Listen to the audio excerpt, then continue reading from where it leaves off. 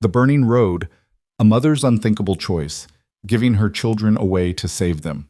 Hannah Cole walked the burning Montana road with two children who didn't know she was taking them to strangers. Forever.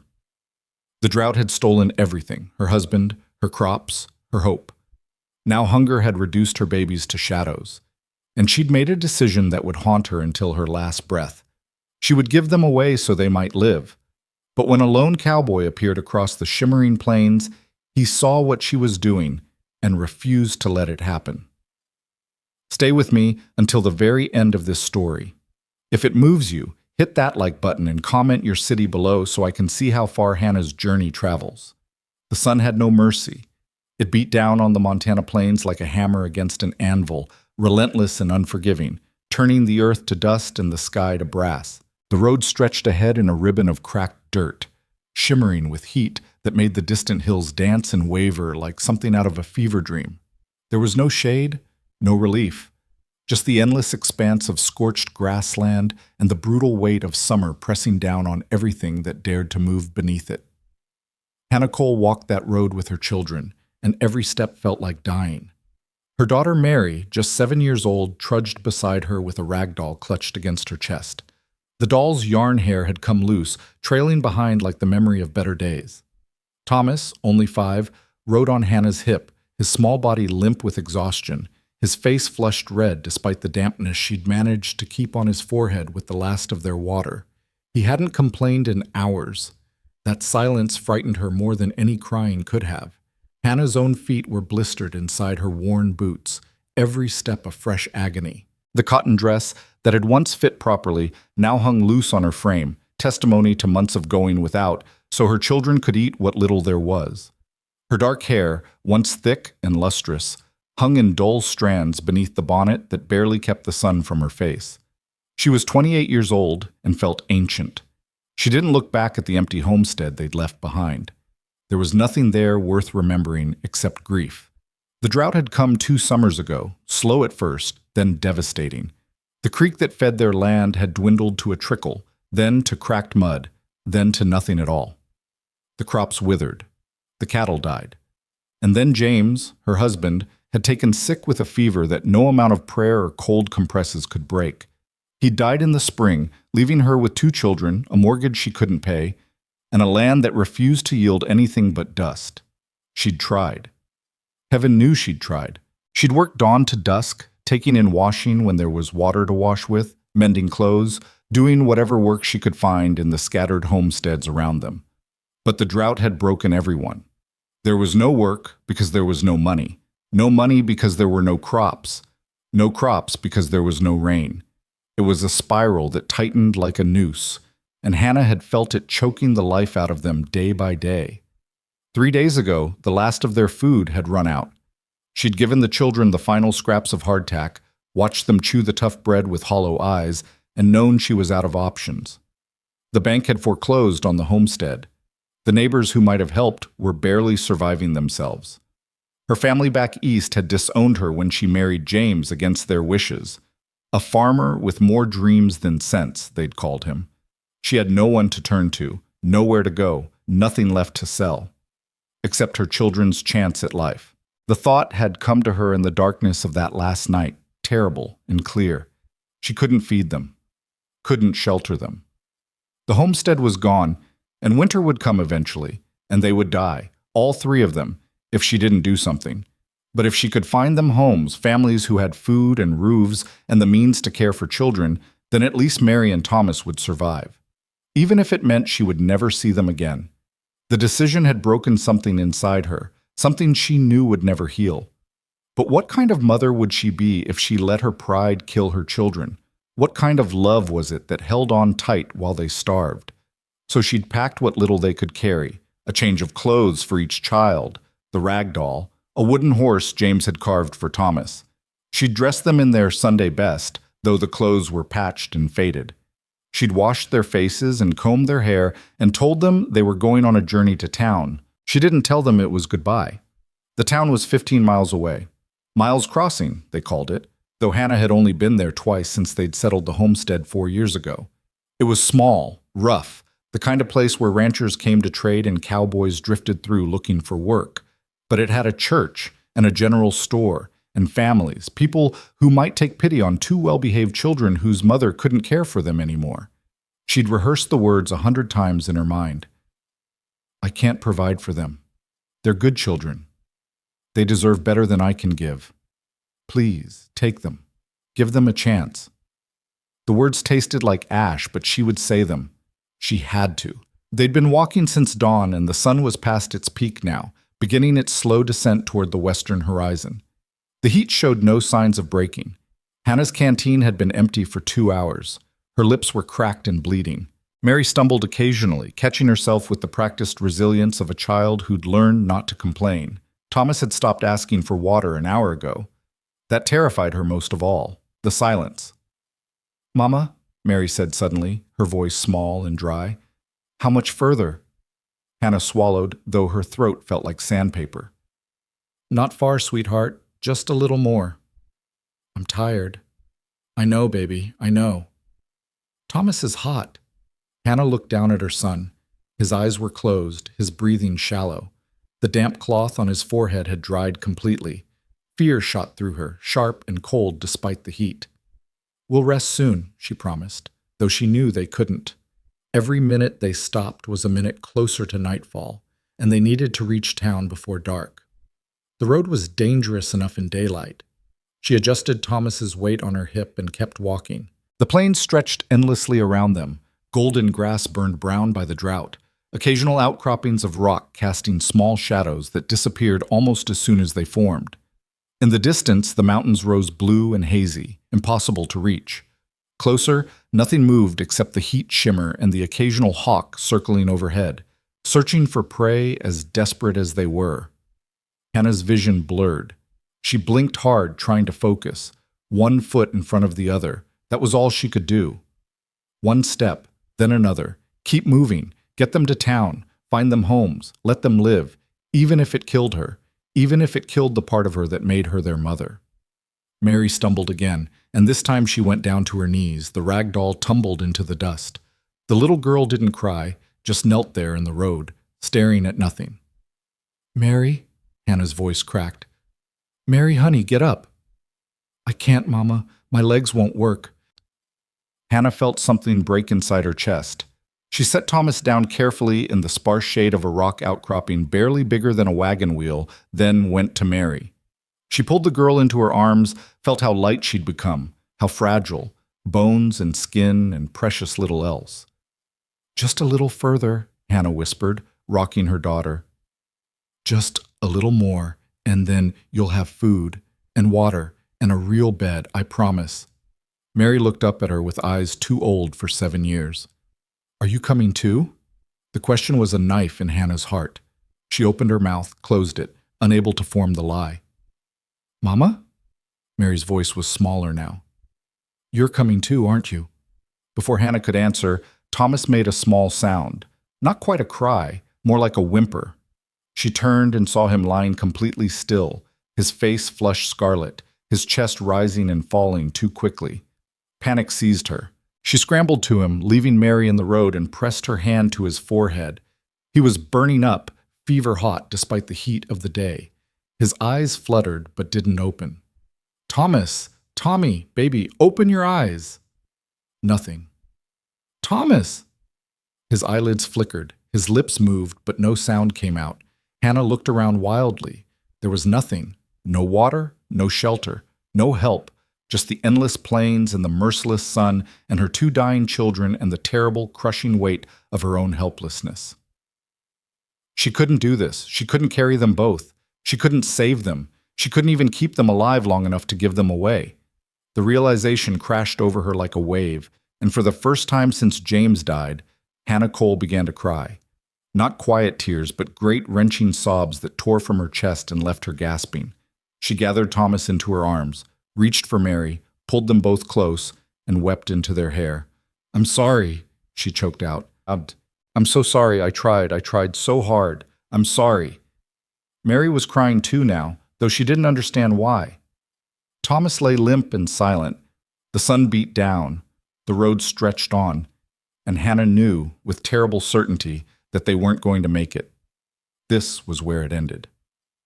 on a dusty road in the middle of nowhere, with no one to see and no one to care. They would die here, all three of them, and eventually someone would find their bones and wonder who they'd been. She closed her eyes and held her children and waited for the darkness. And then she heard it. The soft, rhythmic sound of hoofbeats. Hannah's eyes snapped open. Through the heat shimmer, coming across the plains from the north, was a rider. A lone figure on horseback, moving at an easy pace, dark against the bright sky. For a moment she thought it was a mirage, something conjured by desperation and heat exhaustion. But the hoofbeats grew louder, more distinct, real. She struggled to her feet, still holding Thomas, and waved her free arm. "Help!" Her voice came out as a croak. "Please, help us!" The rider had already seen them. The horse's pace quickened, closing the distance in long, smooth strides. As they drew nearer, Hannah could make out more details.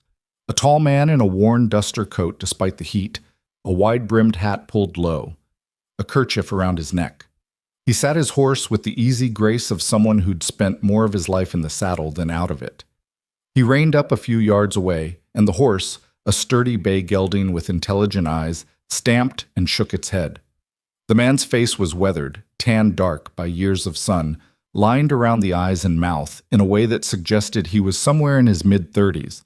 A few days' worth of beard shadowed his jaw. His eyes, pale blue and sharp, took in the scene with a quick, assessing glance. The woman swaying on her feet, the unconscious boy in her arms, the little girl sitting in the dust. He didn't ask what they were doing out here, didn't ask where they were going or why. He just dismounted in one fluid motion, pulled a canteen from his saddle, and moved toward them. "The boy first," he said. His voice was low, rough from disuse, but not unkind. "How long since he's had water?" "Hours," Hannah managed. "Since this morning. He collapsed. He's burning up." "Set him down, gently." Hannah obeyed, lowering Thomas back into the meager shade. The stranger knelt beside him, uncapped the canteen, and carefully tipped a few drops of water onto the boy's lips. Thomas didn't respond. The man wet his fingers and dabbed them on Thomas's forehead, his neck, behind his ears. "Heat exhaustion," he said, not looking up. "Maybe worse. He needs to cool down slow. Too much water too fast will make him sick." He dripped a little more onto Thomas's lips, waited, repeated the process. "Come on, son. Just a sip." After what felt like an eternity, Thomas's throat moved. He swallowed. His eyes fluttered open, unfocused and glassy. "That's it," the man murmured. "Easy now, just a little bit at a time." He looked up at Hannah. "The girl?" "She's Mary. She's tired, but she needs water too." He gestured to the canteen. "Give her small sips, not too much at once. Can you do that?" Hannah nodded and took the canteen with trembling hands. She went to Mary, who was watching the stranger with wide, wary eyes, and held the canteen to her daughter's lips. "Slowly, sweetheart, slowly." The water was warm but clean. Mary drank, coughed, drank again. Color began to return to her cheeks. The stranger stayed focused on Thomas, continuing the patient process of hydrating him bit by bit. After a few minutes, he pulled off his duster coat, folded it, and placed it under Thomas's head. Then he stood, walked to his horse, and retrieved a second canteen and a rolled blanket. He soaked the blanket in water, wrung it out, and draped it over Thomas, creating a cooler surface against the boy's fevered skin. The efficiency of his movement suggested he'd done this before, maybe many times. Only when Thomas's breathing had steadied and some of the dangerous flush had faded from his face did the stranger finally stand and look at Hannah directly. "You walked from where?" he asked. Hannah hesitated. The homestead felt like a lifetime ago. "East, about 8 miles back." "Headed to Miles Crossing?" She nodded. "That's 7 miles more. You weren't going to make it." It wasn't an accusation, just a statement of fact. Hannah knew it was true. "I know," she whispered. He studied her for a long moment, those pale blue eyes taking in details she couldn't hide, the hollow cheeks, the worn dress, the desperation that clung to her like the dust. Then he looked at the children, at their patched Sunday clothes and their too thin frames. "What's in Miles Crossing?" he asked. The question was gentle, but Hannah heard the real inquiry beneath it. What's worth risking your children's lives for? She couldn't answer, couldn't put into words the terrible bargain she'd made with herself. Her throat closed and fresh tears spilled down her cheeks. The man didn't press. He just nodded slightly, as if she'd confirmed something he'd already guessed. "My name's Lucas Reed," he said. "I've got a ranch about 3 miles north of here. It's not much, but it's got shade and water and food. You and your children can rest there until you're stronger, until the boy's fever breaks proper." Hannah shook her head, even though every fiber of her being wanted to say yes. We can't pay you. Didn't ask you to. I don't take charity. Didn't offer charity. Offered shelter. There's a difference." Lucas turned back to his horse and began gathering the reins. "You can accept it or not, ma'am. That's your choice. But if you keep walking toward town in this heat with no water and a sick child, you'll be burying him before nightfall. Maybe the girl, too." The bluntness of his words hit Hannah like a physical blow, but she knew he was right. She looked at Thomas, still lying limp beneath the wet blanket, and at Mary, who had curled up in the dust beside her brother. They were at the end of their strength, past it, really. And this stranger, this man who'd appeared out of nowhere like an answer to a prayer she hadn't dared to speak, was offering them a chance to survive. Maybe just for a day. Maybe just long enough to regain their strength before she continued to town and finished what she'd started. But a day might be enough to save Thomas's life, to give Mary a little more time before Hannah had to say goodbye. "Why?" she asked hoarsely. "Why would you help us?" Lucas paused in the act of mounting his horse. For a moment, something shifted in his expression, something old and painful that came and went too quickly to name. Then it was gone, replaced by that same weathered calm. "Because I can," he said simply. He swung into the saddle and looked down at her. "Because someone helped me once when I needed it, and because those children deserve better than dying on this road." He extended his hand down to her. "Come on, we're burning daylight." Hannah stared at his hand, calloused, scarred, steady. She'd been alone for so long, carrying everything by herself, fighting a battle she couldn't win. And now here was someone offering to share the weight, even if only for a moment. She took his hand. Lucas pulled her up behind the saddle with surprising ease, then dismounted again to gather Thomas and settle the boy in front of Hannah where she could hold him secure. Mary he lifted onto the saddle in front of himself, murmuring something soft that made the little girl nod. Then he mounted again, and the horse, patient despite the extra weight, began to move. They headed north, away from the road, across the open plains. The late afternoon sun cast long shadows across the grass, and a slight breeze had begun to stir, bringing the faintest hint of relief from the heat. Hannah held Thomas close and felt his heartbeat against her chest. Weak, but steady. She didn't know what would happen when they reached this ranch. Didn't know if Lucas Reed was truly as kind as he seemed, or if this was some new trap she was walking into with her eyes wide open. Didn't know if accepting his help was the right choice or just postponing the inevitable. But for the first time in months, she wasn't walking alone. And for now, that was enough. The ranch appeared in the distance as the sun touched the horizon, a simple collection of buildings clustered in a shallow valley where a creek still ran, defying the drought. A barn, a corral, a small house with a covered porch. Nothing grand, but solid, real. The sight of actual water flowing in the creek made Hannah's chest tighten with something she'd almost forgotten. Hope. Lucas rode them straight to the house, dismounted, and lifted Mary down with the same quiet care. "Well, little miss," he said to her, "let's get you inside where it's cooler." He helped Hannah down next, taking Thomas from her arms with a gentleness that belied his rough appearance. "There's a room in the back," he said. "Got a real bed. Put the boy there and keep that wet cloth on him. I'll bring fresh water and something for them to eat." Hannah followed him inside. The house was sparse but clean, a main room with a stone fireplace, a kitchen area, a few pieces of simple furniture. Lucas carried Thomas to a small bedroom and laid him on a bed with actual sheets, real pillows. Thomas stirred slightly, murmured something unintelligible. "He'll be all right," Lucas said, though Hannah noticed he didn't sound entirely certain. "Kids are tougher than they look. But keep him cool and give him water when he'll take it. Small amounts, like I showed you." "Thank you," Hannah whispered. The words felt inadequate. Thank you, Mr. Reed. Lucas, he corrected. He paused in the doorway, his silhouette dark against the golden light from the main room. You're safe here, ma'am. Whatever you're running from, whatever you're walking toward, that can wait until morning. Tonight, you just rest. Then he was gone, leaving Hannah alone with her children in a stranger's house, with clean sheets and the sound of running water outside and the promise of food. She sank onto the edge of the bed and finally let herself breathe. But even as relief washed over her, a darker thought lingered. Lucas had said she was safe, had said they could rest until morning. But morning would come, and when it did, Hannah would have to decide.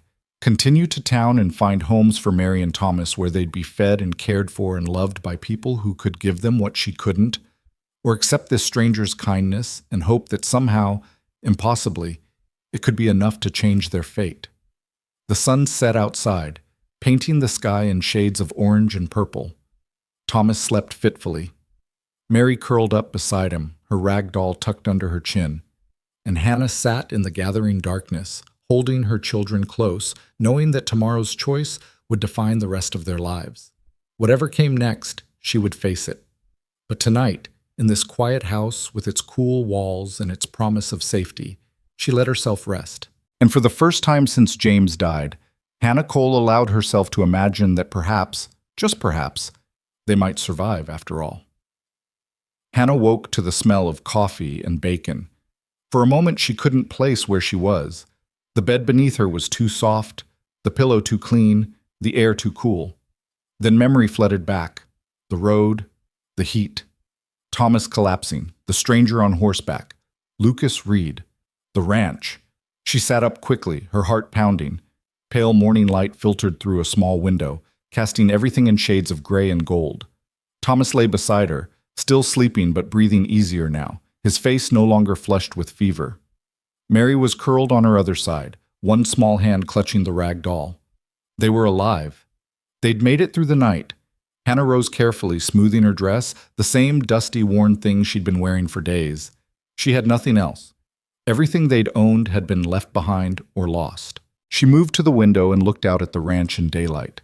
The valley was small but sheltered, with the creek running silver through its center. The barn stood solid against the morning sky, and beyond it she could see pasture land where a few cattle grazed. Not many, the drought had taken its toll here too, but some. Signs of life. Of something sustained despite the hardship. The door to the bedroom was open and she could hear movement in the main room. Quiet, deliberate sounds, someone cooking. Hannah hesitated. Part of her wanted to gather the children and slip away before Lucas woke, before she had to face him and the questions he might ask. But that was cowardice, and she'd already tried running. It had nearly killed them. She tucked the blanket around Thomas and Mary, then walked out into the main room. Lucas stood at the stove, his back to her, turning bacon in a cast-iron skillet.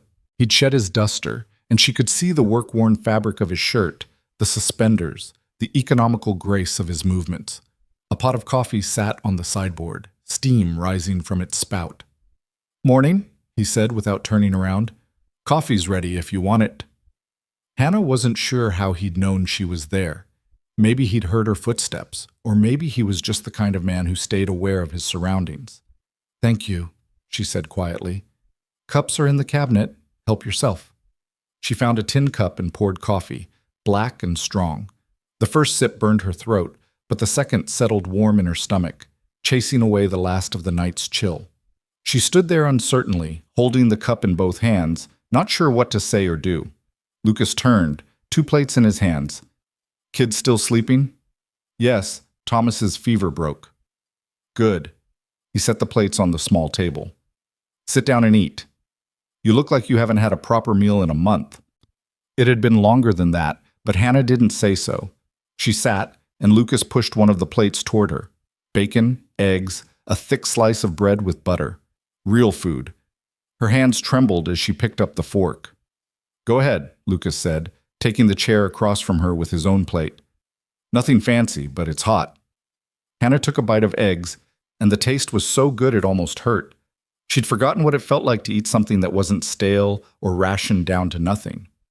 She forced herself to eat slowly, not wanting to seem desperate, though she was. They ate in silence for a few minutes. Lucas didn't press her with questions, didn't make conversation. He just ate his breakfast with the same quiet efficiency he seemed to bring to everything. Finally, Hannah set down her fork. "Mr. Reed?" "Lucas." "Lucas." She took a breath. "I need to explain. Yesterday, on the road." "You don't owe me explanations." "I do. You helped us. You deserve to know why we were out there." Lucas leaned back in his chair, coffee cup in hand, and regarded her with those steady blue eyes. "All right then. Tell me." Hannah wrapped her hands around her own cup, needing something to hold on to. "My husband died in the spring, fever. The drought had already taken everything, the crops, the cattle, our savings. The bank foreclosed on our land. I tried to find work, but there wasn't any. No one has money. No one has food. 3 days ago, we ran out of everything." Her voice wavered, but held. "I couldn't feed my children, couldn't shelter them. Winter's coming eventually, and we'd have died. All 3 of us." "So you were walking to town," Lucas said quietly, "to find them homes, families who could take care of them, who could give them what I couldn't." The words tasted like poison. "I was going to give them away so they might survive." The silence that followed was heavy. Lucas didn't speak, didn't move, just looked at her with an expression she couldn't read. "You think I'm terrible," Hannah said, and hated how her voice broke. "What kind of mother gives away her children?" "The kind who loves them enough to let them live," Lucas said. His tone was matter-of-fact, not unkind. "The kind who's been pushed past the breaking point and is trying to do the only thing left." Hannah's eyes burned. "They don't know. I didn't tell them. They think we were just going to town." "What were you going to do after? After you gave them away?" She hadn't let herself think that far. "I don't know. Find work if there is any. Move on. It doesn't matter." "It matters." "Why?" The question came out sharp, defensive. "Why does it matter what happens to me?" Lucas set down his coffee cup. "Because you're a person. Because your children would want their mother alive. Because giving up on yourself isn't the same as giving them a chance." Hannah looked away. She couldn't bear the steadiness of his gaze, the way he spoke about her life as if it had value when she'd spent months believing it didn't. "I can't take charity," she said. "I can't accept your kindness and give nothing back. That's not who I am." "Good. Because I'm not offering charity." Lucas leaned forward, elbows on the table. "I'm offering work. This ranch needs help. The drought hit me too. I lost most of my herd, and the work's more than one man can handle. I need someone who can cook, mend, help with the animals. Someone willing to put in hard days for room and board and a small wage." Hannah's head snapped up.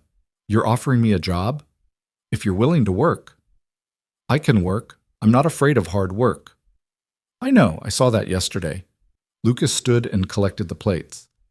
"Here's what I'm proposing. You and your children stay here. You earn your keep by helping run the ranch. I'll provide food, shelter, and pay you what I can. It's not much, but it's honest. And your kids stay with you. They don't go to strangers. They stay with their mother." Hope flared in Hannah's chest, dangerous and bright. "Why would you do this? You don't know me. You don't know if I can be trusted." "I know you walked 7 miles in killing heat to try to save your children. That tells me enough." He turned from the sideboard and looked at her directly. "I'm not a saint, Hannah. I've got my own reasons for running this place the way I do, but I believe in giving people a chance when they need one. Someone did that for me once. I'm just passing it forward." Hannah wanted to ask what had happened to him, what had put that shadow in his eyes, but she knew better than to pry. Everyone out here had stories they didn't tell, scars they didn't show. "What if I can't do it?" she asked instead. "What if I'm not strong enough?" "Then we'll find out together." Lucas moved to the door, paused with his hand on the frame. "But I don't think you're as weak as you believe. Anyone who could make the choice you made yesterday has more strength than they know." He left before she could respond, the door closing softly behind him. Hannah sat alone in the quiet kitchen, the taste of real food still on her tongue, the impossible offer hanging in the air like sunlight. Stay, work, keep her children. It was everything she'd prayed for and hadn't dared to believe could happen. But could she trust it? Could she trust him? A small sound from the bedroom made her turn. Mary stood in the doorway, hair mussed from sleep, the rag doll dangling from one hand. "Mama, where are we?" Hannah opened her arms and Mary came to her, climbing into her lap, despite being too big for it, really. Hannah held her daughter close and breathed in the smell of her hair, dust and sweat, and something sweet underneath that was just Mary. "We're somewhere safe, sweetheart," she said. "Somewhere we can rest for a while." "Is Thomas okay?" "He's better. His fever broke." Mary was quiet for a moment, then looked up at Hannah with those two old eyes. "Are we staying here, Mama? Or are we still going to town?" The question cut deep. Hannah thought about the road, about the decision she'd been ready to make, about how close they'd come to a goodbye that would have broken them all. "We're staying," she said. And as she spoke the words, she felt something shift inside her, not quite belief, but the beginning of it. "For now, we're staying." Mary nodded and settled against her mother's chest. "I like it here. It's quiet." "Yes," Hannah whispered. "It is." Through the window, she could see Lucas walking toward the barn, his stride long and unhurried. He didn't look back at the house, didn't check to see if she was watching. He just moved about his work, steady and sure, like a man who knew exactly who he was. Hannah didn't know if she could become someone like that again, someone with purpose and direction. But maybe, if she worked hard enough, if she proved herself valuable enough, she could find a way to rebuild what the drought and death had taken from her. Not the same life. That was gone forever. But maybe something new, something honest, something earned. The morning stretched ahead, full of unknowns and questions. But for the first time in a long time, Hannah Cole felt the faint stirring of something that might, eventually, become hope. Thomas woke an hour later, groggy but clear-eyed, asking for water and Mama in that order. Hannah brought him both, along with bread and butter, and watched him eat with the fierce attention of a mother who'd nearly lost her child. Mary sat on the edge of the bed, chattering about the house, and the creek, and the nice man with the horse. And Thomas listened with the solemn focus of a 5-year-old trying to make sense of changed circumstances. "Are we going to live here?" he asked, crumbs on his chin. "For a while," Hannah said, smoothing his hair. "Mr. Reed needs help with his ranch, and I'm going to work for him. That means you and Mary need to be good. Can you do that?" Thomas nodded seriously. "I can be good." "I know you can, sweetheart." When the children had eaten and dressed, Hannah took them outside. The morning had warmed, but nothing like yesterday's brutal heat. A breeze moved through the valley, carrying the scent of sage and water. The creek burbled over stones, clear and cold. Mary immediately wanted to put her feet in it, and Hannah let her, watching as her daughter laughed at the shock of cold water. Thomas sat on the bank, still weak, content to dangle his fingers in the current and watch bugs skitter across the surface. The simple pleasure on their faces made Hannah's throat tight. Lucas emerged from the barn leading his horse. He'd saddled the bay and tied on saddlebags that looked full. When he saw them by the creek, he altered his path and walked over. "Heading out for supplies," he said. "Probably be gone most of the day. There's food in the kitchen. Help yourself to whatever you need. If you want to look around the place, feel free. Just stay out of the north pasture. Got a bull in there that's not friendly." "All right," Hannah said. "Is there anything you need done while you're gone?" Lucas considered. "Chickens need feeding. Coops behind the barn. There's grain in the bin just inside the door. Other than that, just rest. You're still recovering." "I can feed chickens." "Figured you could." He swung into the saddle, the movement easy despite the horse's size. "I'll be back before dark. You or the kids need anything, it can wait until then." He rode off without further ceremony, the horse's hooves raising small puffs of dust. Hannah watched until he disappeared over the rise, then turned back to her children. "Come on," she said. "Let's see about those chickens." The coop was a neat structure of wood and wire, housing maybe 24 hens and one rooster who regarded Hannah with deep suspicion. She found the grain bin where Lucas had said, filled a dented pan, and scattered feed while the hens clucked and converged in a flurry of feathers. Mary and Thomas watched from a safe distance, delighted by the chaos. After the chickens were fed, Hannah walked the property, taking mental inventory. The barn was well maintained, tools hung properly, everything in its place. The garden plot near the house was struggling. The drought had taken most of it, but there were a few stubborn plants clinging to life. Tomatoes, beans, some herbs. She spent the rest of the morning weeding the garden, knowing it was presumptuous but unable to stop herself. Work steadied her, always had. And if she was going to stay here, even temporarily, she needed to be useful. Mary helped, pulling weeds with serious concentration. Thomas sat in the shade and played with his wooden horse, making it gallop through imaginary landscapes. The normalcy of it, the quiet industry, felt like medicine. By midday, the heat had increased enough that Hannah called them inside. She made simple food from what she found in the kitchen: bread, cheese, some dried apples. The children ate and then napped, exhausted from the previous day's ordeal. Hannah sat on the porch, mending a tear in Mary's dress by hand, and tried not to think too hard about what came next. One day at a time. That was all she could manage. Lucas returned as the sun was setting, riding in with a pack horse trailing behind laden with supplies. Hannah had supper waiting, beans and cornbread and bacon, made from what she'd found in the kitchen. It felt strange, cooking in another person's house, but he'd said to help herself. He unsaddled both horses, tended them with care, then came to the house.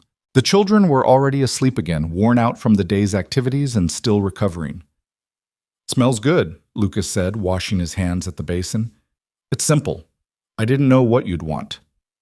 Anything I don't have to cook myself is fine by me." He sat at the table and Hannah served him, then took her own plate and sat across from him. They ate in comfortable silence for a few minutes. Finally, Lucas said, "Noticed you weeded the garden. I hope that was all right. I needed something to do. More than all right. I haven't had time to keep up with it." He took a drink of water. "You settling in okay?" "Yes. The children are better. Thomas is still weak, but he's eating. He'll get his strength back." Lucas pushed his plate aside and leaned back. "I've been thinking about how this arrangement might work. If you're willing, I'd like you to take over the house. Cooking, cleaning, mending. I can handle most of the outside work. But there's things that need doing inside that I've been neglecting. In exchange, you and the kids live here, eat here, and I'll pay you $10 a month. It's not much. It's more than I've had in a year," Hannah interrupted. "It's generous. It's fair. You'll earn it. This place needs a woman's touch." He said it without any trace of flattery or ulterior motive, just stating fact. "I'll sleep in the barn. You and the children take the house." "You can't sleep in the barn. This is your home." "It's a house. I've slept in worse than a barn." His tone was firm. "You need privacy. The kids need space. I don't." Hannah wanted to argue, but she could see it would be pointless. Lucas Reed had made up his mind, and there was a stubbornness in the set of his jaw that said he wouldn't be moved. "Thank you," she said quietly, "for all of this. I don't know how to repay—" "You don't need to repay anything. Just work hard and raise your kids. That's enough." Later, after Lucas had taken his bedroll and a few belongings to the barn, Hannah tucked Mary and Thomas into the bed and sat with them in the lamplight. They looked peaceful, clean, fed, safe. She thought about the road, about how close they'd come to the unthinkable, about the choice she'd been ready to make, and how it would have destroyed her even as it saved them. And she thought about the man in the barn, the stranger who'd appeared out of nowhere and offered them not charity but dignity, work, a chance. She didn't understand it, didn't understand him, but she knew with bone-deep certainty that she would work harder than she'd ever worked in her life to prove herself worthy of this chance. For her children, for herself, for the life they might be able to build here. Outside, the night settled over the valley, and somewhere in the darkness a coyote called. The sound was lonely, but not threatening. Just another voice in the wild, singing to the stars. Hannah blew out the lamp and lay down beside her children. For the first time in months, she slept deeply, without nightmares, without the gnawing fear that morning would bring fresh catastrophe. And when she woke to the sound of Lucas moving about in the pre-dawn darkness, starting his day, she rose and started hers, ready to begin earning the second chance she'd been given. The next weeks fell into a rhythm. Hannah woke early, made coffee and breakfast, fed the chickens, tended the garden. Lucas worked the land, mending fences, caring for the cattle, making repairs that had been neglected. They spoke little, but the work connected them. They were partners in survival, two people who understood that every day required effort and nothing came easy. Mary and Thomas adapted with the resilience of children. They helped where they could, gathering eggs, weeding, carrying water. Thomas grew stronger daily, his color returning, his energy rebounding. Mary talked less about the road and more about the ranch, about the baby calf in the barn, and the hawk that perched on the fence post every morning.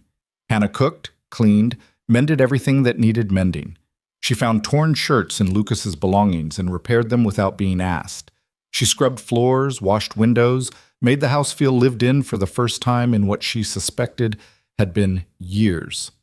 Lucas never commented, but she noticed small things. The way he paused when he came in and saw the curtains she'd washed hanging clean in the windows. The way he ate her cooking with something that looked almost like contentment. He was a quiet man, private. He didn't talk about his past or ask much about hers beyond what was necessary. But he was kind to the children, patient when Thomas wanted to follow him around, asking endless questions about the horses and the cattle and why the sky was blue. He carved Mary a new doll from a piece of pine, simple but smooth, and the little girl treasured it like gold. Hannah watched him with the children and saw something that surprised her: loneliness. Not the desperate kind, but the deep, settled loneliness of a man who'd been alone for a long time and had made peace with it, or thought he had. One evening, about 3 weeks after they had arrived, Hannah worked up the courage to ask. They were sitting on the porch after supper, the children already asleep, the night warm and full of cricket song. "Why do you live out here alone?" she asked. "A man like you could have a family, a wife." Lucas was quiet for so long she thought he wouldn't answer. Then he said, "Had a family once, wife, daughter. Lost them both to cholera 6 years back." The words were simple, but the weight behind them was crushing. Hannah's breath caught. "I'm sorry. Long time ago now. Time doesn't make it easier, I know that."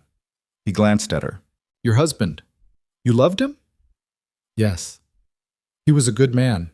A dreamer, but good. He wanted to build something out here. Wanted to give us a life." She looked out at the dark valley. "It didn't work out the way he planned." "Never does," Lucas said. "But that doesn't mean it was wrong to try." They sat in silence after that, but it wasn't uncomfortable. It was the silence of two people who understood grief, who knew that some losses left marks that never fully healed. "I built this place after they died," Lucas said eventually. "Needed something to do with my hands. Needed to be somewhere they'd never been, so I wouldn't see them everywhere I looked.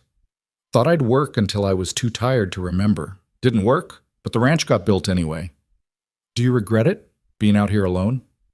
"Some days." He stood stretched. "But it's honest, and it's mine. That counts for something." He went to the barn without saying goodnight, and Hannah sat alone on the porch, thinking about loneliness and loss and the strange, fragile thing they were building here. Not quite a family, not quite a partnership, but something in between that neither of them had words for yet. The summer deepened. The drought continued, relentless, but the creek held. Lucas's cattle survived. The garden, under Hannah's care, produced enough to supplement their meals. It wasn't abundance, but it was sustenance, and that felt like victory. Hannah grew stronger. The hollow look left her face, replaced by sun-browned health. Her hands, always work-worn, became capable in new ways, learning the rhythms of ranch life, the small skills that made the difference between surviving and thriving. She found she was good at this, good at the work, good at making a home from almost nothing. And Lucas remained steady, reliable, a man of few words but consistent action. He never raised his voice, never made her feel small or weak. He treated her as an equal, her work as valuable as his own. It was a kind of respect Hannah hadn't experienced before, and she found herself responding to it, growing into it. One afternoon, she found him in the barn with Thomas, showing the boy how to curry the horses. Thomas was concentrating hard, his small hands moving the brush in careful strokes, while Lucas guided him with quiet patience. "That's it," Lucas said. "Gentle, but firm. Let him know you're there. Horses like routine, like knowing what to expect." "Like people?" Thomas asked. Lucas smiled. A rare thing, but genuine. "Yeah, like people. Hannah watched from the doorway, something warm and complicated blooming in her chest. This man who'd lost his own child was teaching hers with a gentleness that made her throat ache. Thomas looked up and saw her. "Mama, Mr. Lucas is teaching me about horses." "I can see that. You're doing well, sweetheart. He says maybe soon I can help feed them by myself." "If your mama says it's all right," Lucas added, looking at Hannah with a question in his eyes. "I think that would be fine," Hannah said. Later, when Thomas had run off to tell Mary about his new responsibility, Lucas walked with Hannah back toward the house. "He's a good boy," Lucas said. "Both of them are. You've done well with them. They've been through so much, more than children should have to endure." "So have you." Hannah didn't know how to respond to that. The acknowledgement felt too intimate, too close to feelings she wasn't ready to name. "I should start supper," she said, and moved toward the kitchen. But she felt Lucas's eyes on her as she went, and something in his gaze made her wonder if the careful distance they'd maintained might not hold forever. The distance held for another 2 weeks, and then it shattered on a Tuesday afternoon when 3 men rode onto the ranch. Hannah was hanging laundry when she heard the horses. She turned, shading her eyes against the sun, and felt her stomach drop. 3 riders, coming fast, their faces hard beneath their hats. They weren't drifters looking for work. They had the look of men with a purpose, and it wasn't a friendly one. Lucas was at the far fence line, too far to reach quickly. The children were inside the house, thank heaven, playing with the wooden animals Lucas had carved for them over the past weeks. Hannah stood alone in the yard, clothespins still in her hand, as the riders pulled up 15 feet away. The man in front was tall and broad-shouldered, with a thick mustache and eyes like flint. He didn't dismount, just sat his horse and looked down at her with barely concealed contempt. "You the woman living here?" he asked. Hannah straightened her spine. "I work here. Can I help you?" "Where's Reed?" "Working. He'll be back soon." The man spat into the dust. "We'll wait then." Something in his tone made Hannah's skin crawl. She glanced toward the barn, calculating distances, wondering if she could get the children and barricade them inside before these men decided to do whatever they'd come to do. "You're welcome to wait by the creek," she said, keeping her voice steady. "There's shade there. I'll let Mr. Reed know you're here when he returns." "We'll wait right here," the man said. His companions spread out slightly, flanking him. The movement was deliberate, tactical. Hannah's heart began to pound. "Suit yourselves." She turned back to the laundry, refusing to show fear, but her hands shook as she pinned a shirt to the line. The men didn't speak. They just sat their horses and watched her with an intensity that felt like a physical threat. Hannah finished hanging the laundry with painful slowness, aware of every movement, every breath. She was just reaching for the empty basket when she heard hoofbeats from the north pasture. Lucas rode in at a canter, and even from a distance, Hannah could see the change in him.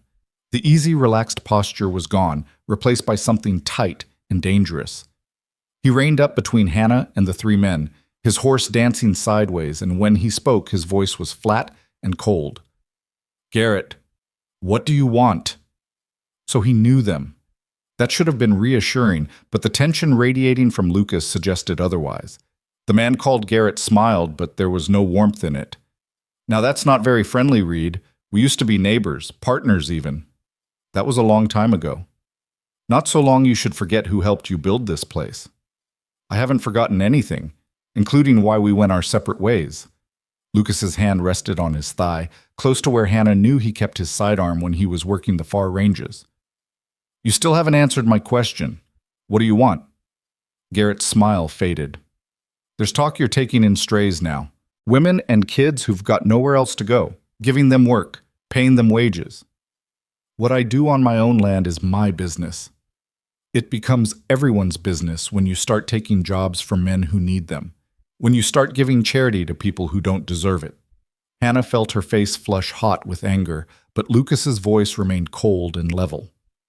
"Mrs. Cole works for her keep. She's earned every cent I've paid her, and last I checked, there's no law against hiring who I choose." "There's law, and then there's what's right," Garrett said. "You're making the rest of us look bad, Reed. We've got men who need work, men with families to feed. You're taking on a widow and her brats instead of hiring proper help." Those brats have names, Lucas said quietly. And you're going to turn your horse around and ride off my property before I make you. The two men flanking Garrett shifted in their saddles. Hannah saw their hands move toward their belts and realized with ice-cold clarity that this could turn violent very quickly. Careful, Reed, Garrett said. You're outnumbered. I'm also on my own land, which means I've got every right to defend it. Lucas's voice dropped lower. You know I can shoot. You know I will. So unless you want to find out if I'm faster than your boys there, I suggest you state your business and leave. The silence stretched taut as a wire. Hannah barely breathed. Somewhere in the distance, a crow called, harsh and mocking. Finally, Garrett leaned forward in his saddle. The town's organizing. We're tired of people like you taking advantage.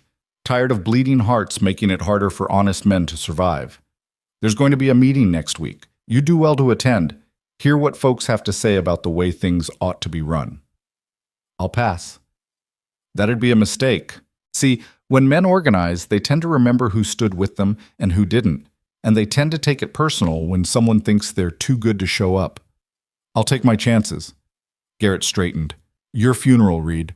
Just remember, you chose this. When things get difficult, you remember you had a chance to do right, and you spat on it.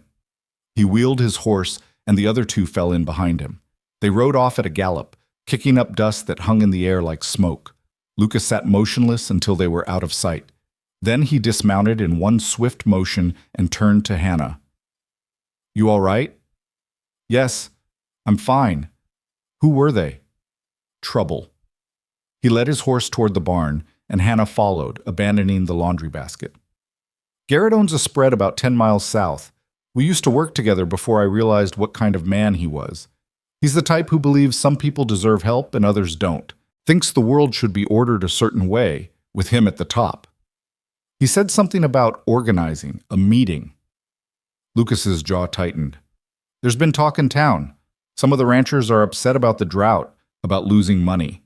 They're looking for someone to blame. Easier to blame people who are different than to accept that sometimes life's just hard. They blame people like me. He stopped and looked at her.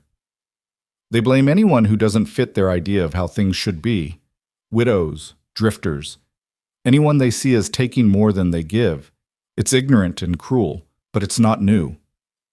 Hannah felt cold despite the heat. Maybe I should leave. I don't want to bring trouble to you. You're not leaving. The words came out sharp, almost fierce. You've done nothing wrong. You work harder than any hired man I've had. This ranch runs better with you here. I'm not letting small-minded fools dictate who I employ or how I run my life. But if they come back, then I'll handle it. Lucas's eyes were hard. I've dealt with men like Garrett before. They bluster and threaten, but most of them are cowards. They only act tough when they've got numbers. Stay close to the house for a few days, keep the children near. I'll keep watch. Hannah wanted to argue, wanted to insist she wouldn't hide. But the memory of those three men and their cold eyes made her reconsider. All right. Lucas seemed to realize how harsh he'd sounded. His expression softened slightly. I mean it, Hannah.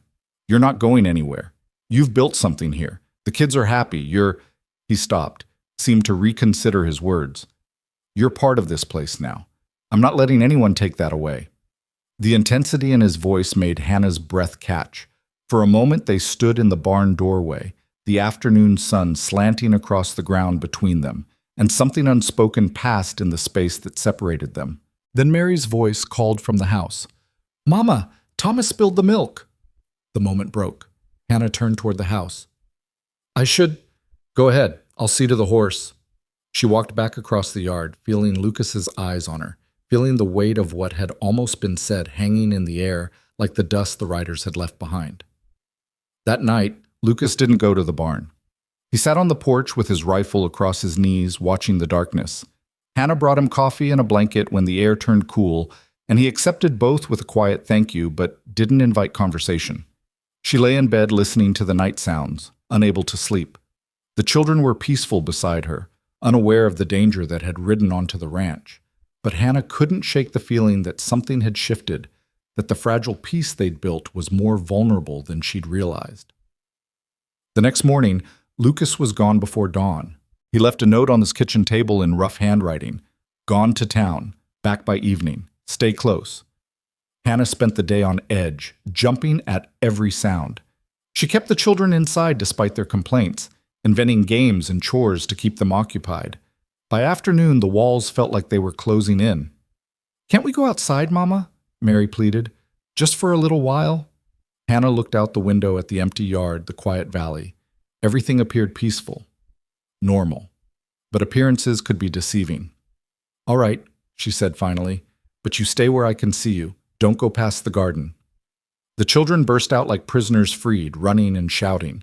Hannah watched from the porch, her eyes scanning the horizon constantly. But the afternoon passed without incident, and eventually she let herself relax enough to sit and mend. She was repairing one of Lucas's shirts when she noticed Mary standing very still by the garden, staring toward the road. Hannah stood quickly, her heart in her throat. "Mary, what is it?" "Someone's coming, Mama. Lots of someone's." Hannah moved to stand beside her daughter and felt her blood run cold. Not 3 riders this time, 7, maybe 8. They were still distant, but coming fast, raising a cloud of dust. "Inside," Hannah said, keeping her voice calm despite the fear flooding through her. "Both of you, now." "But Mama." "Now, Mary." The children obeyed the tone, if not understanding the reason. Hannah herded them inside, then went to the corner where Lucas kept his spare rifle. She'd learned to shoot as a girl, though it had been years. Her hands trembled as she checked that it was loaded. The riders were closer now. She could make out details. Garrett in the lead, more men she didn't recognize. They weren't riding like they'd come for conversation. Hannah positioned herself on the porch, rifle held low but visible. She'd grown up on stories of frontier women defending their homes. She'd be damned if she'd hide while men like Garrett thought they could intimidate her into running. The riders pulled up at the edge of the yard, and Garrett's eyes widened slightly when he saw her standing there armed. "Where's Reed?" he demanded. "Not here, and you're trespassing. This is ranch business. It's got nothing to do with you." "Everything about this ranch has to do with me.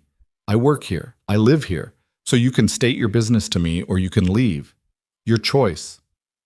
One of the men laughed, a mean sound. "Got yourself a guard dog, has he? That's real sweet." Hannah raised the rifle slightly, not quite pointing it but making her intent clear. "I said state your business or leave." Garrett's face darkened. "You don't want to point that thing at me, woman. You might not like what happens next.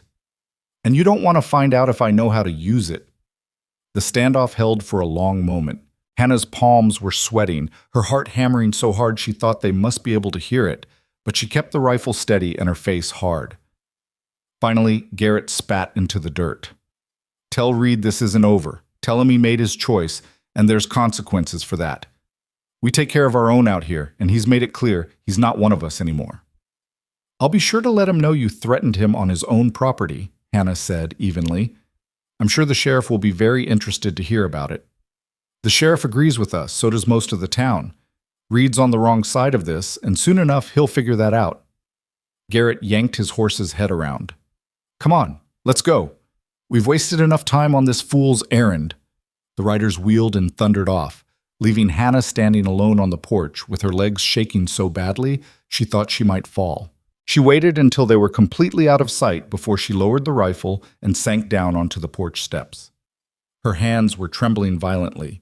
She'd faced them down, but the fear was catching up now, flooding through her in waves. What if they'd called her bluff? What if they'd decided to test whether she really would shoot? The door creaked behind her. Thomas peered out, his face worried. "Mama, are you crying?" She hadn't realized she was. She wiped her eyes quickly. "I'm fine, sweetheart. Just tired." "Were those bad men?" "They were just confused men. They're gone now." Thomas came and sat beside her, his small body warm against her side. "Mr. Lucas will come back soon." "Yes, he will." "And then he'll make everything okay." Hannah wished she had her son's faith, but she pulled him close and said, "Yes, Tommy, then he'll make everything okay." Lucas rode in just before sunset, and Hannah met him in the yard before he'd even dismounted. He took one look at her face and went still. What happened? She told him everything, Garrett returning with more men, the threats, her standing them down with the rifle. Lucas's expression grew darker with every word. "You shouldn't have confronted them alone," he said when she finished. "If they decided to rush you, what would you have had me do? Hide in the house like a scared rabbit? This is my home too now, Lucas. I wasn't going to let them take it without a fight." Something shifted in his face at her words. "Your home," he repeated quietly. "Yes." Hannah lifted her chin. "Mine and the children's. You gave us that. I wasn't about to surrender it." Lucas dismounted and stood close to her, closer than he'd ever stood before. "You could have been hurt. So could you. But you went to town alone to face whatever's brewing there, didn't you?" "That's different." "Why? Because you're a man and I'm a woman? I'm just as capable of defending what's mine. I know you are. Know you." His voice was rough. "I saw that the day we met. But capable doesn't mean you should have to, doesn't mean you should be put in danger because of my choices. Your choices gave us life, gave us hope. I'll defend that with everything I have." They stood in the fading light, the space between them charged with things neither knew how to say. Finally, Lucas stepped back, breaking whatever spell had held them. "I talked to people in town," he said. "Garrett's been spreading poison, telling people I'm giving away jobs that should go to locals, that I'm harboring people who don't deserve help. There's sentiment building against anyone who doesn't fit their narrow idea of worthy. Widows, immigrants, anyone they see as weak or different. What are they going to do? They're planning what they're calling a community action. Ride out to places where people they don't approve of are working, run them off, make it clear that charity has no place here." Hannah felt sick. "When?" "Soon. Maybe days, maybe weeks. Hard to say. These things build like storms, slow, then all at once. We can't just wait for them to come." "No." Lucas looked toward the house where lamplight glowed warm in the windows. "We prepare. We make sure you and the children are safe, and when they come, we make it clear they're not welcome." "What if there's too many of them?" Lucas was quiet for a long moment. Then he said, "There's a place I know. A family about 30 miles north, near the territorial line. Good people. They'd take you and the children in if things got bad here."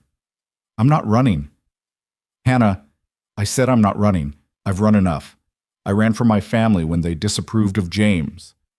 I ran from our homestead when the bank foreclosed.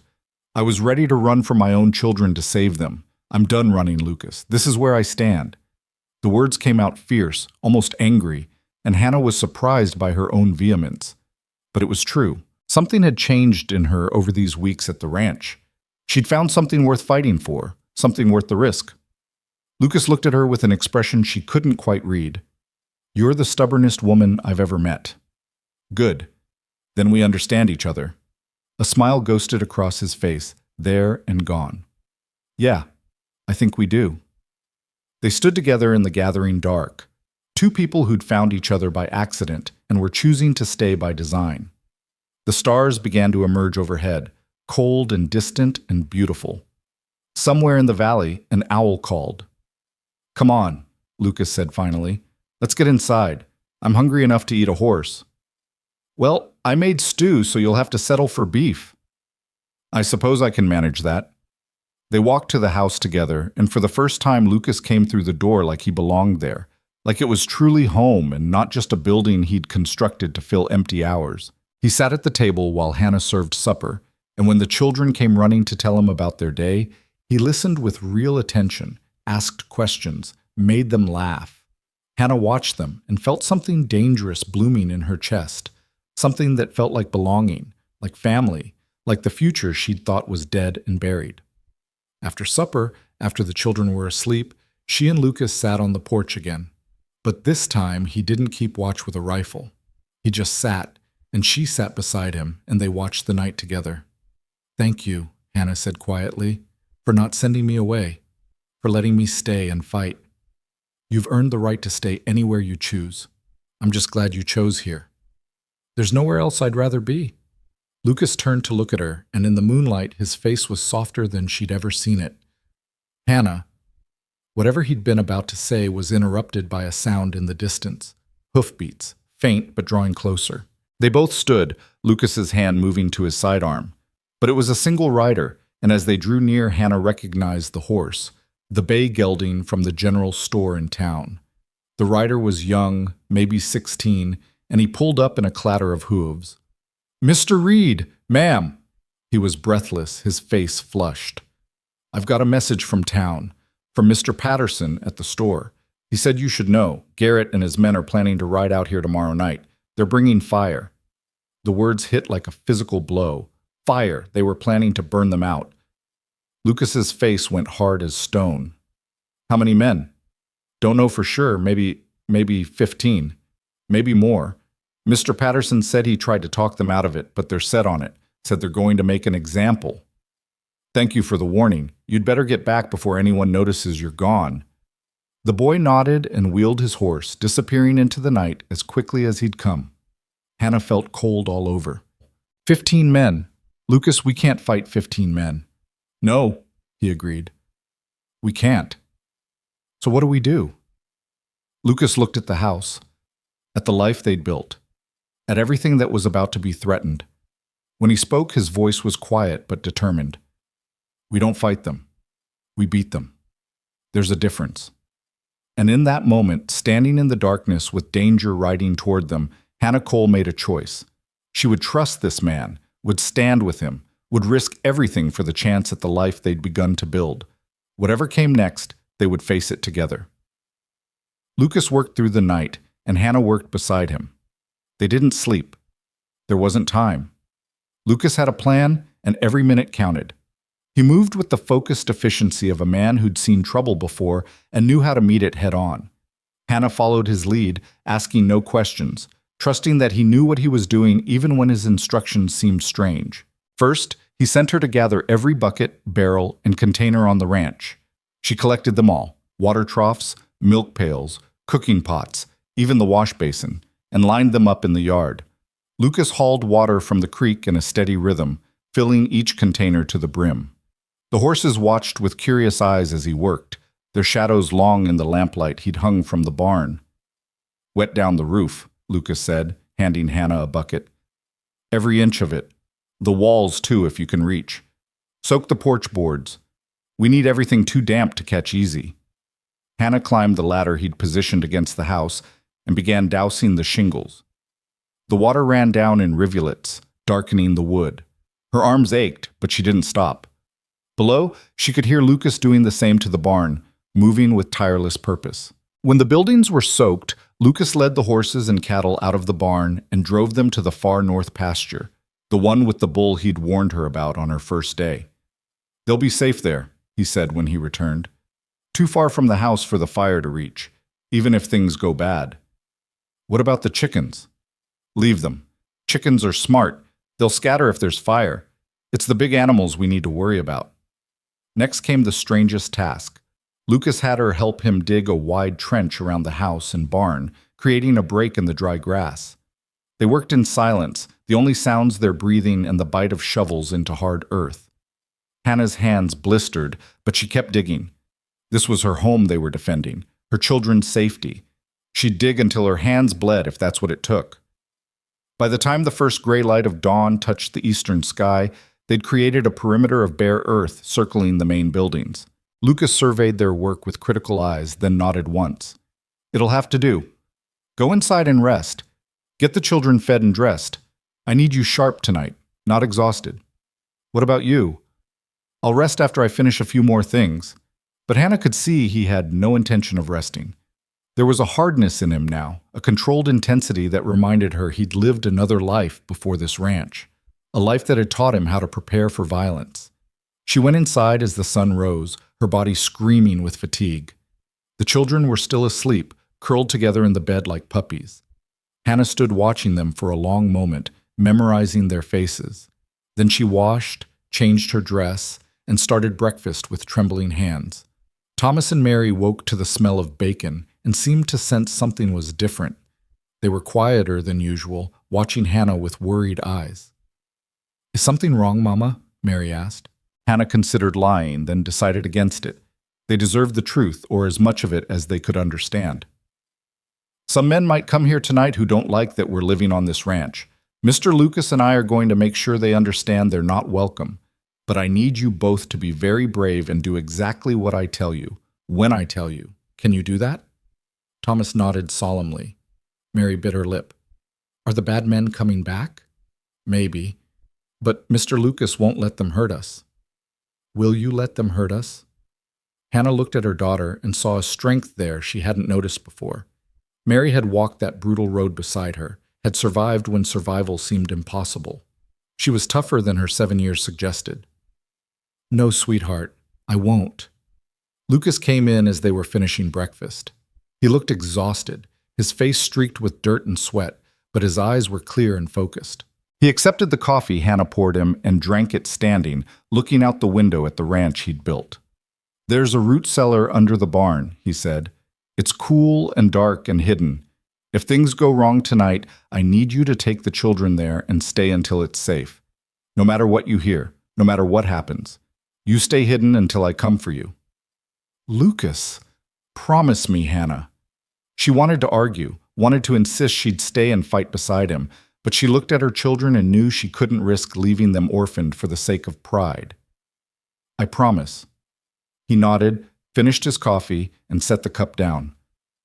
"I'm going to ride out and see if I can get help. There's a few men I know who might be willing to stand with us. I'll be back by mid-afternoon. While I'm gone, I need you to do something for me. Anything. If riders come before I'm back, don't confront them. Take the children to the cellar and wait. Don't be a hero, just survive." "All right." Lucas hesitated, then crossed to where she stood. He reached out and touched her face, just briefly, his calloused fingers gentle against her cheek. "You're the bravest woman I've ever known. But brave doesn't mean foolish. Stay safe." Then he was gone, riding out on his bay horse, leaving Hannah alone with the children and the weight of the coming night. The day passed with agonizing slowness. Hannah tried to keep busy, tried to keep the children occupied, but every sound made her jump. Every distant dust cloud on the horizon made her heart race. But no riders came. The ranch sat quiet under the summer sun, deceptively peaceful. Lucas returned in mid-afternoon with 3 men. Hannah recognized one, Mr. Patterson from the general store, an older man with kind eyes and a steady manner. The other 2 were younger, cowboys by the look of them, lean and weathered. "This is Jake and Sam," Lucas said, introducing them. "They've agreed to help us tonight, and you know Mr. Patterson." "Ma'am," the store owner said, tipping his hat, "I'm sorry it's come to this. Garrett's got no right to do what he's planning. Thank you for coming, all of you." The men nodded, uncomfortable with her gratitude. Lucas led them toward the barn to explain his plan, and Hannah went back to the house. She cooked an early supper, something simple but filling. The men would need their strength. As the sun began its descent toward the horizon, Lucas gathered everyone in the yard. His face was grim but determined. "Here's how this is going to work," he said. "They'll come at full dark, probably riding in from the south road. They'll expect to find us scared and unprepared. Instead, they're going to find us ready and waiting. Mr. Patterson, you'll be on the barn roof with a rifle. You're the best shot, so you take the high ground.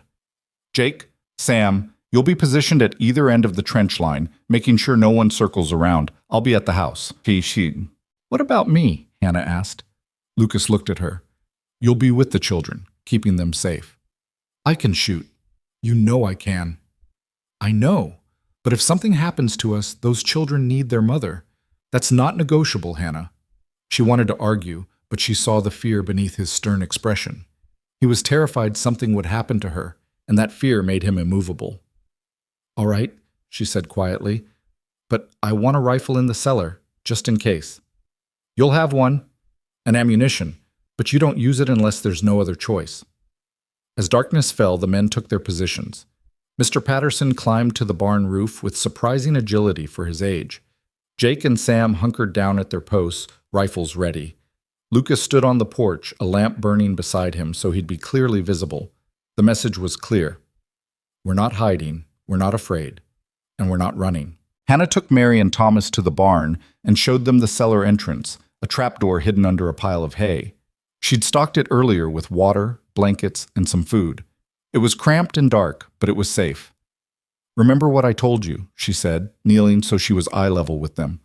No matter what you hear, you stay quiet, you stay hidden, and you wait for me or Mr. Lucas. Do you understand? Both children nodded, their eyes wide and frightened. Hannah hugged them fiercely, breathing in their scent, memorizing the feel of their small bodies against hers. I love you both so much. You're the bravest children in the whole world. We love you too, Mama, Mary whispered. Hannah settled them in the cellar with the lamp turned low and the rifle within reach. Then she climbed out and replaced the trapdoor, covering it with hay. From the outside, it was invisible. Even if someone searched the barn, they'd likely miss it. She was walking back to the house when she heard it, the thunder of hooves in the distance. They were coming. Hannah ran to the porch where Lucas stood.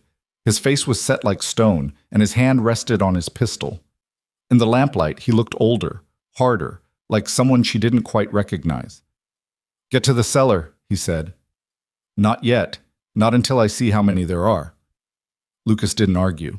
Maybe he understood she needed to see, needed to know what they were facing. The riders emerged from the darkness like ghosts, their torches held high, flames dancing orange and yellow against the night. Hannah counted quickly. 12.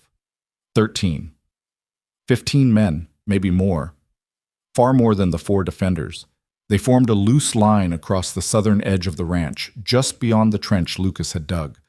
Garrett rode at their center, a torch in one hand, satisfaction written across his face. "Read," he shouted. "Thought you'd have run by now." "This is my land, Garrett. I don't run from my own property." "Your land, is it? Well, we're here to remind you that land ain't worth much if you can't keep it.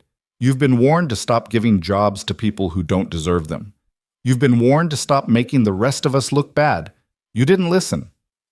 What I do on my ranch is my business, and the lady working for me has earned every cent I've paid her. She's got more grit than the lot of you combined."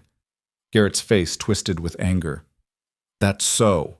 Well, let's see how much grit she's got when we burn this place to the ground." He raised his torch, and the men on either side of him did the same. 15 points of flame, ready to rain down destruction. "You really want to do this?" Lucas called out. His voice was steady, almost conversational. "You really want to commit a crime in front of witnesses? Because that's what this is, Garrett. Arson. Attempted murder if anyone gets hurt. The territorial law is getting stronger every year. You might face a judge for this." "There's no law way out here except the law we make," Garrett sneered. "And we say you and your charity case need to go." "I say different." A new voice rang out from the barn roof. Mr. Patterson stood silhouetted against the stars, his rifle aimed at Garrett's chest. "And I'm willing to bet my aim's better than yours. You want to test that theory?" Garrett's horse shifted nervously. "Patterson? You're siding with him? Against your own neighbors?" "I'm siding with what's right. This man's done nothing wrong except show some human decency. If that makes him your enemy, then I guess I'm your enemy too." 2 more rifles cocked from the darkness, Jake and Sam at their positions. The sound was loud in the tense silence. Garrett looked around, calculating odds. 15 men with torches against 4 with rifles. The torches could burn, but rifles could kill. "You're outnumbered, Reed," he said, but there was uncertainty in his voice now. "Maybe," Lucas agreed, "but we've got the high ground. We're dug in, and we're defending our home. How many of your men you think are willing to die for your pride, Garrett? Because that's what this is about, isn't it? Your pride.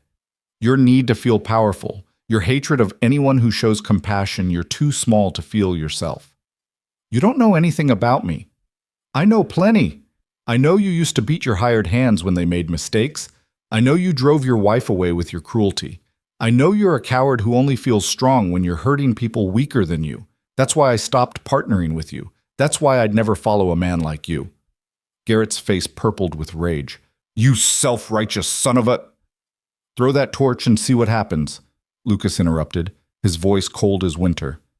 "See if your men are loyal enough to burn with you, because the second that fire touches my land, we start shooting. And I promise you, Garrett, you'll be the first to fall." The silence stretched taut. Hannah held her breath, her heart hammering. She could see the riders shifting, looking at each other, doubt creeping into their expressions. Some of them had probably come along for the spectacle, for the sense of belonging to something. But faced with actual violence, actual death, their courage was wavering. One of the younger men at the edge of the group lowered his torch, then another. The movement spread like ripples in water. Garrett saw it happening, and his face contorted. "Cowards, all of you! We came here to do a job!" "No," one of the men said, turning his horse. "We came here to make a point. Point's been made. I'm not dying for this." He rode off into the darkness. 2 more followed, then 4. In less than a minute, Garrett's mob had dwindled to 6 men, and even they looked uncertain. "This isn't over, Reed," Garrett spat. "You think you've won, but all you've done is delay the inevitable. People like her," he pointed at Hannah, "they don't belong here. They're weak, they're leeches, and eventually folks will see that." "People like her built this country," Lucas said quietly, "while men like you just tore it down and called it progress. Now get off my land before I change my mind about letting you leave with your life." For a moment it seemed like Garrett might try anyway, might throw his torch out of pure spite. His arm tensed, the flame wavered.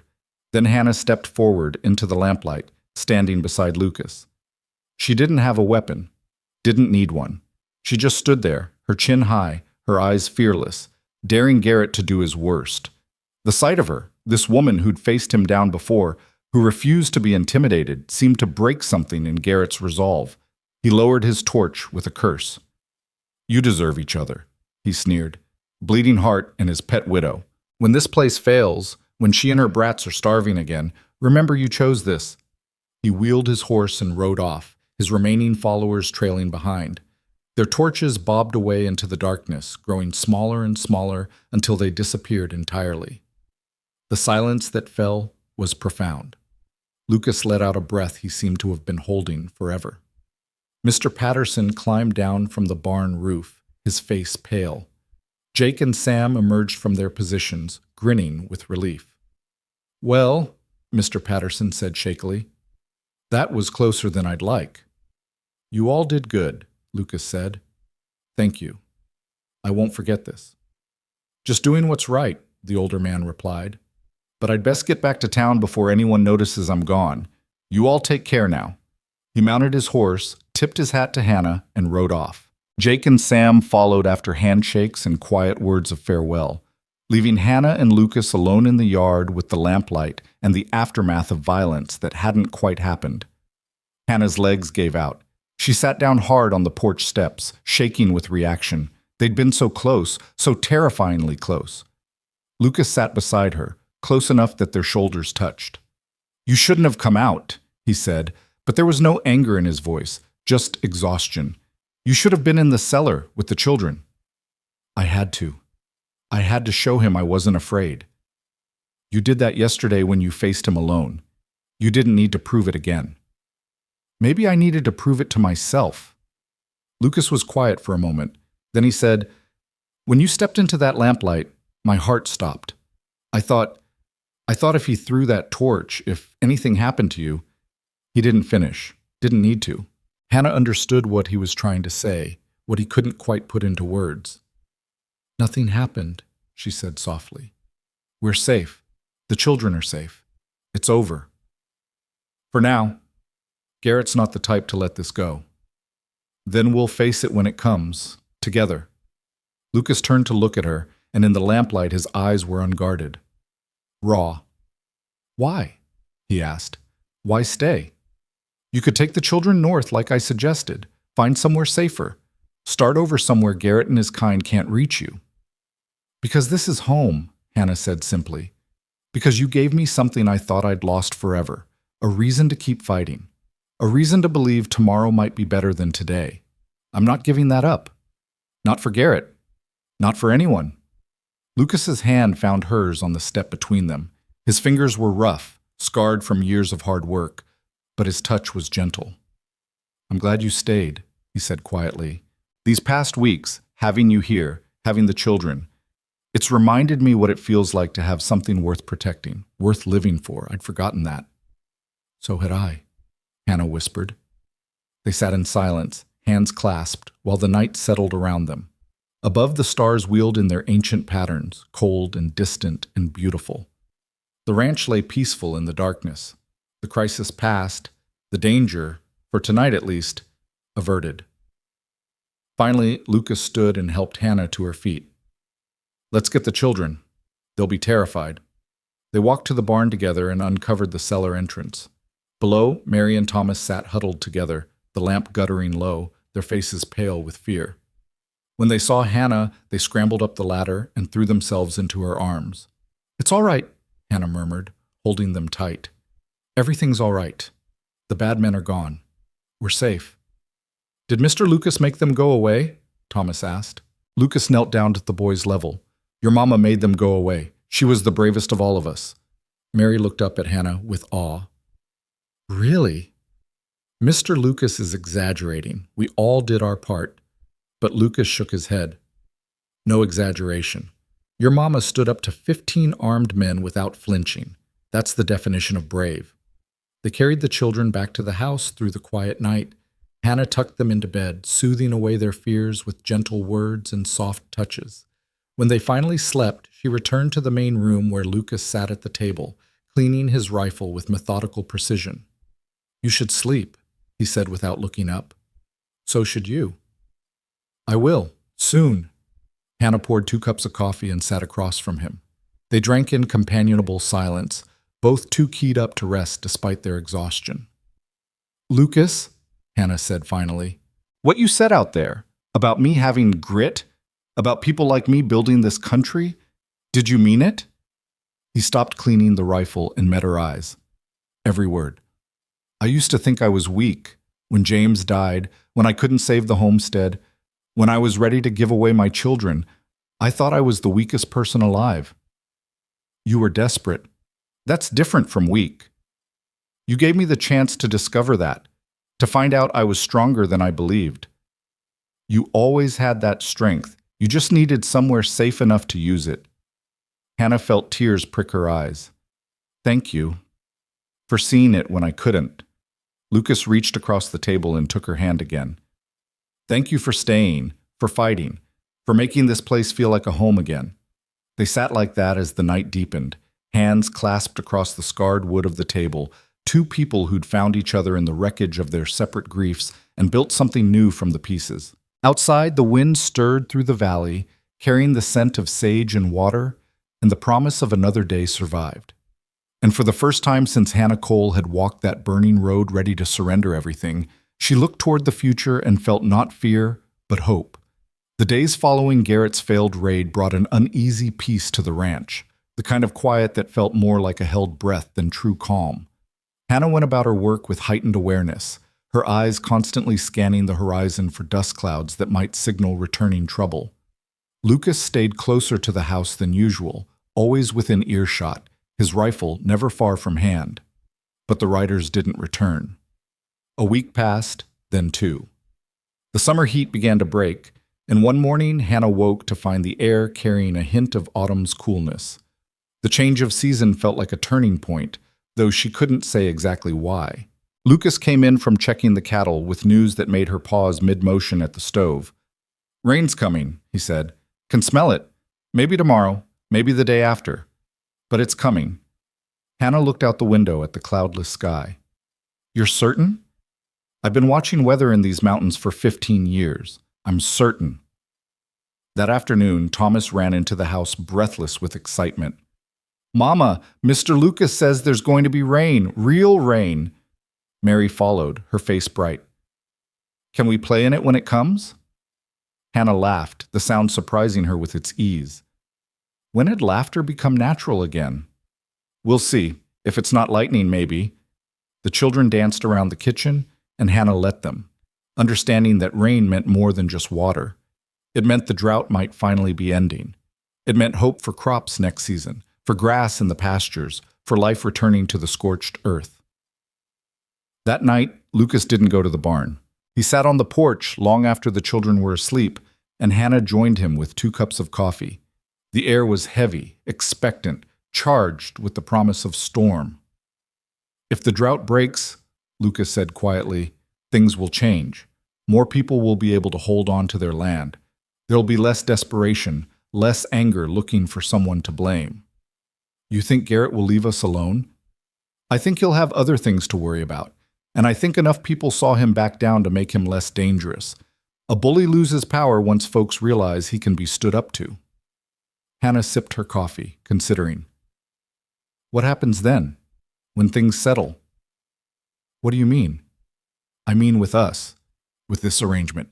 You offered me work until I could get back on my feet. I'm on my feet now, Lucas. I'm stronger than I've been in years. So what happens when you don't need my help anymore? Lucas was silent for a long moment, his profile sharp against the starlight. Is that what you think? That I'll send you away once the crisis is over? I don't know what to think. I don't know what this is anymore. He turned to face her, and there was something in his expression that made her breath catch. Hannah, I haven't needed help running this ranch for weeks. You know that. The cooking, the cleaning, the mending. I managed all that before you came. I lived alone just fine. The words hit harder than Hannah expected. Then why? Because I don't want to live alone anymore, Lucas said, the words coming out rough and honest. Because when I come in from the pasture and smell supper cooking, when I hear the children laughing, when I see you standing in that garden making things grow that everyone said couldn't grow, that's not help. That's home. And I haven't had a home in 6 years, Hannah. I had a house, I had land, but I didn't have home until you walked into my life half dead from heat exhaustion and still fierce enough to fight for your children. Hannah's coffee cup trembled in her hands. Lucas, I'm not saying this to pressure you. I know you've been through hell. I know you married once for love and it ended in grief. But I need you to understand that when I said you could stay, I meant it. Not for a season. Not until the drought breaks or until Garrett gives up. I meant stay. Build a life here. You and Mary and Thomas, if you want that. What are you asking me? Lucas took a breath. I'm asking if you'd consider staying not as hired help, but as my partner, my wife, if you'd have me. I know it's soon. I know you might need time, but I wanted you to know that's what I'm hoping for. What I want. If you want it too. The night seemed to hold its breath. Hannah's heart hammered so hard she was certain Lucas could hear it. Marriage. He was asking her to marry him, to bind her life to his, to make this ranch truly home, to build a future together instead of just surviving side by side. I'm not the man your first husband was, Lucas continued when she didn't speak. I'm older, harder. I've seen things that changed me. I can't promise you poetry or grand gestures, but I can promise you honesty, partnership, a man who'll stand beside you through whatever comes, a man who already loves your children like they were his own. You love them? Hannah's voice came out barely above a whisper. How could I not?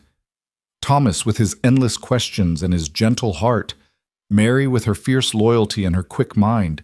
They're remarkable children, Hannah. You raised them well. Tears spilled down Hannah's cheeks. And me? Do you love me? Lucas reached out and brushed away her tears with calloused fingers. I love you so much it scares me. I thought I'd buried that part of myself with my family. Thought I'd never feel that way again. Then you came along, stubborn and proud, and refusing to break no matter what the world threw at you. And you showed me I was wrong. My heart's not dead. It was just waiting. Hannah set down her coffee with shaking hands. I was ready to give my children away to save them. I walked that road prepared to destroy myself.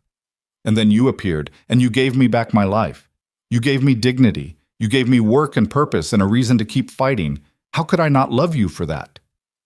That's gratitude, It's not just gratitude, Hannah interrupted. It's love, real love, the kind that grows from respect and partnership and seeing someone at their worst and choosing them anyway. You saw me at my lowest, Lucas. You saw me broken and desperate, and you didn't turn away. You didn't pity me. You just offered your hand and let me climb back up on my own strength. That's the man I love. Not the one who saved me, but the one who showed me I could save myself. Lucas's hand cupped her face, his thumb tracing her cheekbone. Is that a yes? Hannah laughed through her tears. That's a yes. Yes, I'll marry you. Yes, I'll stay. Yes to all of it. He kissed her then, gentle and sure, and Hannah felt something settle into place in her chest. Something that had been broken and jagged since James died, since the world had crumbled around her. It wasn't the same as before. It would never be the same. But it was real and solid and built on foundations that wouldn't crumble at the first drought or the first crisis. When they pulled apart, Lucas rested his forehead against hers. I want to do this proper. I want to stand before witnesses and make vows. I want Mary and Thomas to know this is forever, that they're mine to protect and provide for, legally and in every way that matters. They already know you love them. They call you Mr. Lucas, but they look at you like a father. Then I want to earn that title proper. A distant rumble made them both look up. Lightning flickered on the horizon, silent and beautiful. The storm was coming. Tomorrow, Hannah said. Let's tell the children tomorrow. Let them wake up to rain and good news both. Lucas smiled, and it transformed his weathered face. Tomorrow, he agreed. They sat together on the porch, hands clasped, watching the lightning draw closer. The wind picked up, carrying the scent of rain on air that had been dry for too long. And when the first drops began to fall, tentative at first, then steadier, they stayed where they were, letting the water wash over them, washing away the dust and fear and grief of months and years, leaving something clean and new in its wake. Morning came with steady rain drumming on the roof, a sound so foreign after months of drought that Hannah woke thinking she was dreaming. But the wet earth smell was real, and the gray light filtering through the window was softened by clouds heavy with moisture. The drought had broken. The children woke to the sound and rushed to the windows, pressing their faces against the glass in wonder. They'd been so young when the drought began. They barely remembered what rain looked like. "Can we go out in it?" Thomas begged. "Please, Mama?" Hannah looked at Lucas, who'd come in from the barn soaked to the skin and grinning. "What do you think?" "I think," Lucas said, "that rain like this is a gift, and gifts should be celebrated." So they went outside, all four of them, and stood in the downpour. The children shrieked and danced, tilting their faces up to catch raindrops on their tongues. Lucas laughed, a sound Hannah had rarely heard, and it was joyous and young and free. She spun in a circle, her dress plastered to her body, her hair streaming water, and felt more alive than she had in years. When they finally came inside, dripping and breathless, Lucas built up the fire while Hannah found towels and dry clothes. The children changed and huddled by the hearth, and Lucas looked at Hannah with raised eyebrows. "Now?" She nodded. "Now. Mary Thomas," Lucas said, settling into the chair by the fire. "Your mama and I want to talk to you about something important." Both children went still, their faces suddenly worried. They'd learned that important talks could mean bad news. Hannah sat on the floor beside them, taking their hands. "It's good news, sweethearts. The best news. Mr. Lucas has asked me to marry him, and I've said yes." For a moment, the children just stared. Then Mary's face broke into a smile so bright it rivaled the sun. "Really? You're going to marry him? He's going to be our papa?" "If that's all right with you both," Lucas said quietly. "I know I can't replace your father. I wouldn't try. But I'd like to be your family, to take care of you and your mama, to be someone you can count on." Thomas launched himself at Lucas, wrapping small arms around the man's neck. "I want you to be our papa. I want it so much." Lucas's arms came around the boy, and Hannah saw his eyes close, saw the emotion that crossed his face. This hard, weathered man who'd lost his own daughter was getting a second chance at fatherhood, and it was breaking him open in the best way. Mary was more reserved, studying Lucas with serious eyes. "Will you promise to always take care of Mama, even when things are hard?" "I promise," Lucas said solemnly, "with everything I am." "And you won't leave us? Even if bad things happen?" Lucas understood what she wasn't saying. She'd lost her father. She'd nearly lost her mother. She needed to know this man wouldn't disappear too. "I won't leave," he said firmly. "Not ever. You're my family now. And family means staying through good times and hard times both." Mary considered this, then nodded and climbed into his lap beside her brother. Lucas held them both, and over their heads he met Hannah's eyes. The look that passed between them needed no words. This was what they were building. This was what they were choosing. Not just romance or companionship, but family. Real, messy, beautiful family. The rain continued for 3 days, soaking into the parched earth, filling the creek to overflowing, turning the valley green almost overnight. The cattle grazed on fresh grass. The garden exploded with growth. And the ranch that had felt like a fragile thing, held together by will and desperation, became something solid, and lasting. On the fourth day, Lucas rode to town and returned with Mr. Patterson and a minister, a young man who traveled the circuit performing marriages and baptisms for the scattered homesteads. They gathered in the main room of the house, with Mary and Thomas standing beside Hannah and the few witnesses Lucas had trusted enough to invite. Hannah wore the best dress she owned, mended and cleaned until it was presentable, if not fine. Lucas had put on a clean shirt and actually combed his hair, though it rebelled almost immediately. They stood before the minister holding hands, and when the time came to speak their vows, Hannah's voice was steady and sure. "I promise to stand beside you through whatever comes," she said, "to work with you, to build with you, to raise these children with you, to be your partner in all things, for as long as we both live." Lucas's vows were simpler, but no less heartfelt. "I promise to protect you and provide for you, to respect you and trust you, to love you and the children every day I have breath, to make this house a home worth living in." When the minister pronounced them married, Lucas kissed her with a gentleness that made Hannah's throat tight. Then he knelt down and gathered Mary and Thomas into his arms, and the four of them stood together while Mr. Patterson wiped his eyes and muttered about dust. The celebration that followed was modest. Food Hannah had prepared, coffee and conversation, the simple joy of people who'd witnessed something good happening in a world that often seemed determined to break them. As the sun set, the guests departed, leaving the newly formed family alone. That night, after the children were asleep, Hannah and Lucas sat on the porch in the cool evening air. The stars were brilliant overhead, washed clean by the rain, and the valley spread before them peaceful and green. "Do you ever think about that day on the road?" Hannah asked quietly, "about how close we came to missing each other entirely?" "Sometimes," Lucas admitted.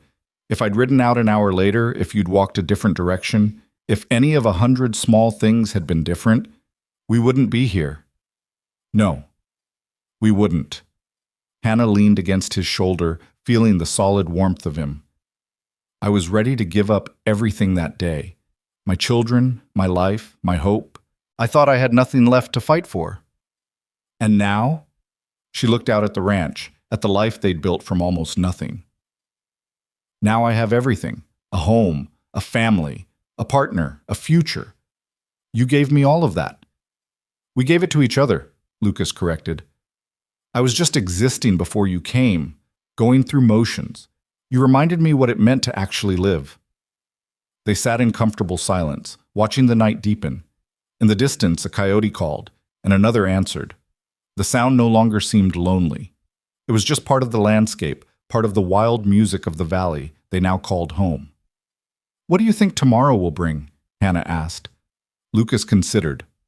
"Work, mending that north fence, checking on the cattle, teaching Thomas how to properly saddle a horse like I promised." "Sounds perfect." "What about you?" "More of the same. Cooking, cleaning, tending the garden, maybe starting that quilt I've been planning. Mary wants to help." "So, just a normal day then?" "Yes," Hannah said, and smiled. "Just a normal day in our life together."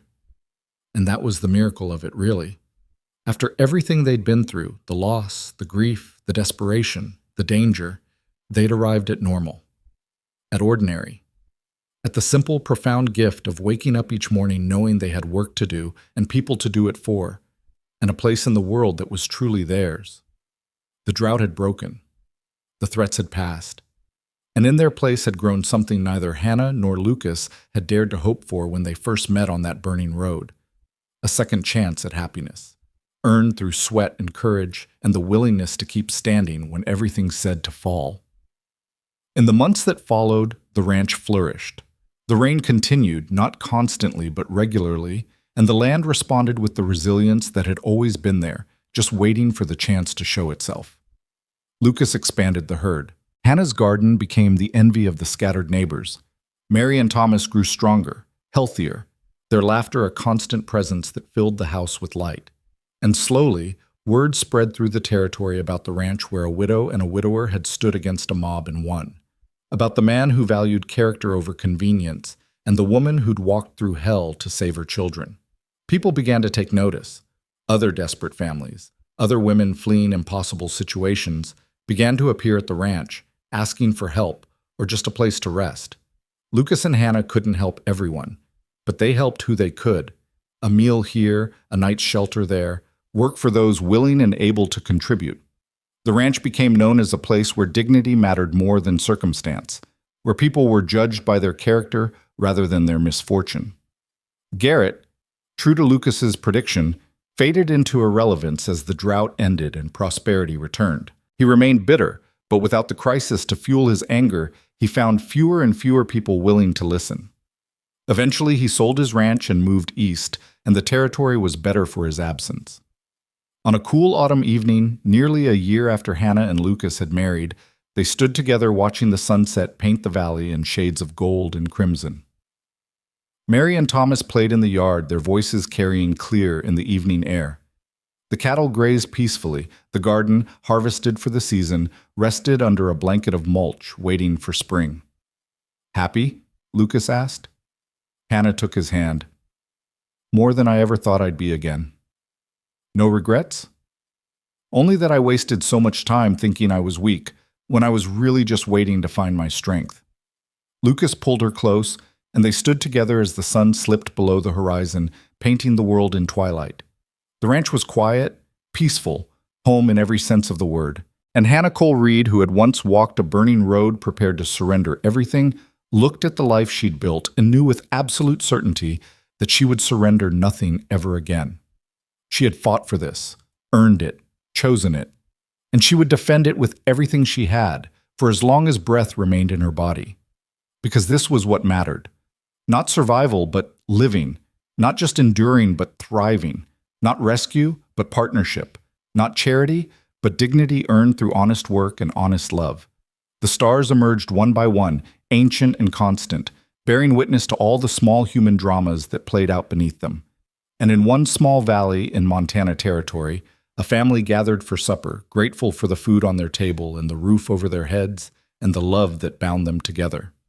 It wasn't the life Hannah had imagined when she first married James. It wasn't the future she dreamed of in those early hopeful days. It was better, because it had been forged in fire and tested by hardship and proven true by choice. Because every day she woke up beside Lucas was a day she chose him, and he chose her, and together they chose this life they were building. And that, Hannah had learned, was the only kind of happiness that lasted. The kind you built yourself, stone by stone, day by day, with your own hands and your own heart and your own unwavering determination to make something good from whatever the world gave you to work with. The burning road that had nearly claimed her life had led her here, to this moment, to this family, to this home. And standing in the gathering darkness with her husband's arm around her waist and her children's laughter in her ears, Hannah Cole Reed was grateful for every brutal step of that journey, because it had brought her home.